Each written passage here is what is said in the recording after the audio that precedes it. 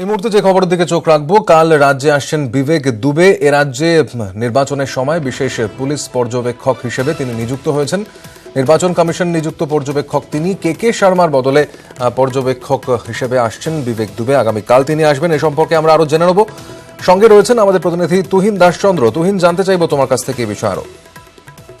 দেখো, বিবেক দুবে রাজ্যের পুলিশ পর্যবেক্ষক, বিশেষ পুলিশ পর্যবেক্ষক হিসেবে নিয়োগ করেছে নির্বাচন কমিশন।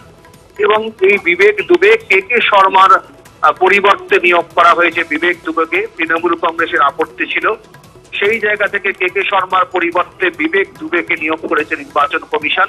এবং এখনো পর্যন্ত যে খবর পাওয়া যাচ্ছে যে রাজ্যের যে 7 দফার নির্বাচন, সেখানে বিশেষ পুলিশ পর্যবেক্ষক হিসেবে বিবেক দুবে আগামীকালই কিন্তু রাজ্যে আসছেন। আগামীকালই রাজ্যে আসছেন বিবেক দুবে এবং সোমবার থেকে পুরোপুরি কাজ শুরু করবেন। প্রথমে সিইও দপ্তরের আধিকারিকদের সঙ্গে বৈঠক করবেন, এডিজি আইন শৃঙ্খলা সিদ্ধিনাথ গুপ্তা সহ পুলিশ কর্তাদের সঙ্গে বৈঠক করবেন। এবং সিইও দপ্তরে তার জন্য একটা বিশেষ চেম্বার করা হয়েছে। কলকাতায় যে সিইও দপ্তর, মুখ্য নির্বাচনী আধিকারিকের দপ্তর, সেখানে বিবেক দুবের জন্য বিশেষ চেম্বার করা হয়েছে। সেখান থেকে বিবেক দুবে পুরো মনিটরিং করবেন এবং যখন প্রয়োজন হবে তিনি এলাকায় যাবেন।